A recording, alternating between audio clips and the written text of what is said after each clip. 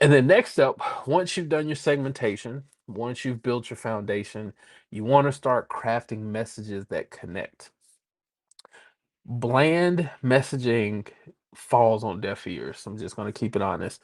You don't want to send out too much of a generic message, but you don't want to get too detailed unless you're sending to a specific segmented audience.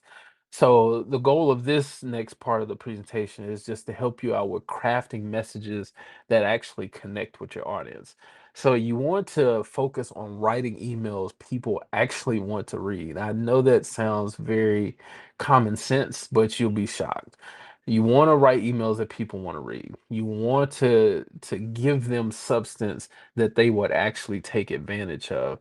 You don't want to just keep spamming them because that's eventually what you're doing, spamming them with emails that they're not going to read. They're just going to see maybe even the subject line and say, no, that's okay.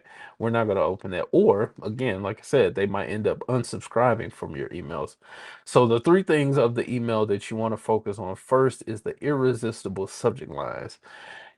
Use your subject lines to create curiosity, convey urgency, highlight the benefits of whatever the email is going to provide for them. And you want to do this in 50 characters or less if possible.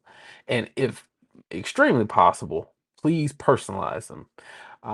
Like myself, I'm a Mac user, but most email providers do this. If you have the little, box that pops up to show you that's a new email coming through, that is your first line of defense. Make sure your subject matter and in that what they call preview text, the first few words of the email, make sure you have that dialed in because that is what creates the curiosity or convey the urgency of them actually wanting to stop whatever it is that they're doing to read the email that you're sending. Same thing for mobile. If you have mobile devices, they have the notification boxes that come up on the home screen or that pop up while they're maybe in the middle of writing an email. You want to make sure that the subject line is irresistible. Like, hey, it catches my attention. I think I'm going to stop what I'm doing right now and actually read this email that this person or organization has sent. Next up is compelling content. You want to tell stories, and let me back up. So with the compelling content, now that you've created the subject line that makes them want to stop what they're doing, now the next step is to actually write or have an email that keeps them emotionally engaged, and that's what this compelling content is talking about.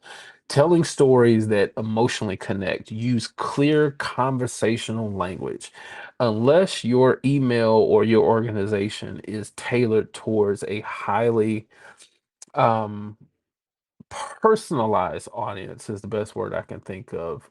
Audience that is very specialized in certain knowledge or certain content, you're able to talk certain jargon or certain language to them where they can understand what you're referring to. But for most audiences, you want to just use clear conversational language. The feeling that they should get is that they're reading a letter from a friend, just plain and simple.